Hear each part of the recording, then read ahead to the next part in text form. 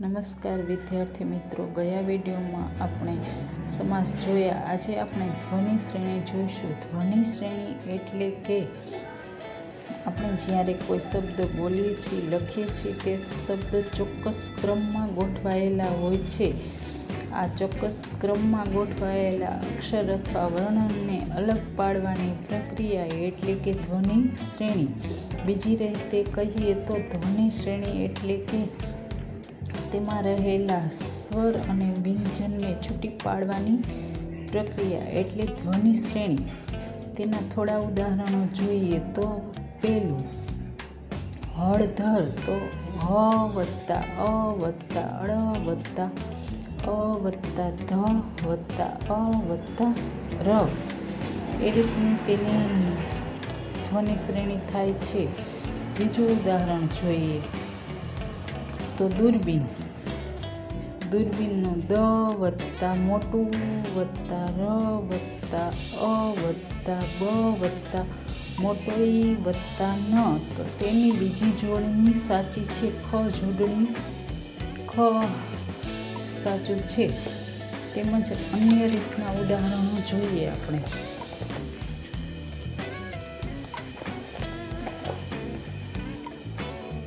જોડાક્ષરોના ઉદાહરણો જોઈએ તો તેમાં પહેલું છે સ્વરૂપ. સ્વરૂપમાં સ વત્તા વ વત્તા અ વત્તા ર વત્તા ઉ વત્તા પ. તેની જોડણી એ રીતની આવે છે. જોડાક્ષરો હોય તેમની વચ્ચે સ્વર આવતા નથી. બંને પહેલાં જોડાક્ષર આવી જાય છે, ત્યાર પછી સ્વર આવે છે. તેનું બીજું ઉદાહરણ જોઈએ તો ચિઠ્ઠી. ચ વત્તા ઈ વત્તા ઠ વત્તા ઠ વત્તા ઈ. અહીંયા પણ એ જ રીતનું છે. આપણે જોઈ શકીએ છીએ કે જોડાક્ષર હોવાથી બંને ઠ બાજુમાં છે અને ત્યાર પછી છેલ્લે દીર્ઘ ઈ છે. બીજા ઉદાહરણો થોડાક હજી જોઈએ. વિજ્ઞાન.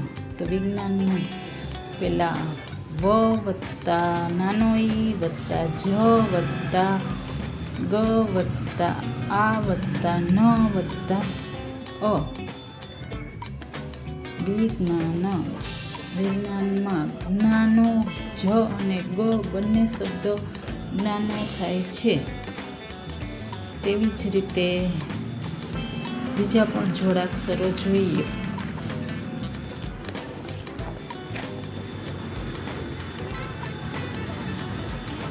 અક્ષાંશ.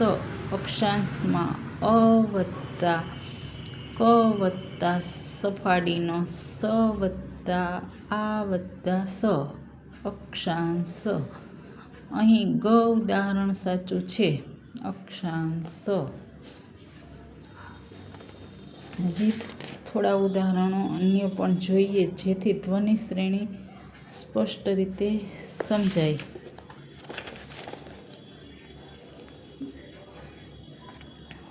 જોડાક્ષરો જો મુદ્દો.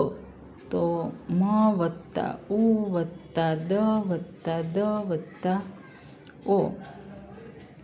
અહીંયા છેલ્લે માતર આવતો હશે તો તે માતરનો સ્વર છેલ્લે આવશે, તે કાઢી નથી નાખવાનો, તે આવશે.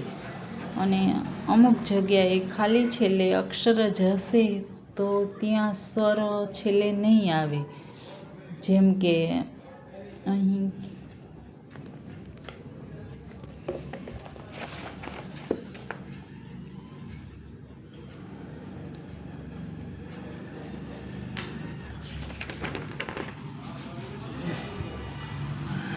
જેમ કે હતો હાથ.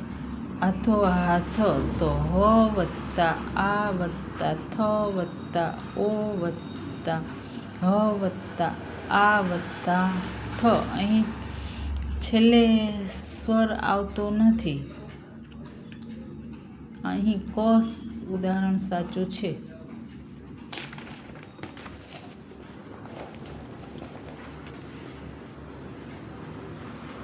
માતરવાળા શબ્દોમાં છેલ્લે સ્વર આવે છે.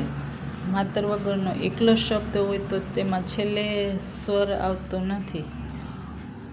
અસ્તુ.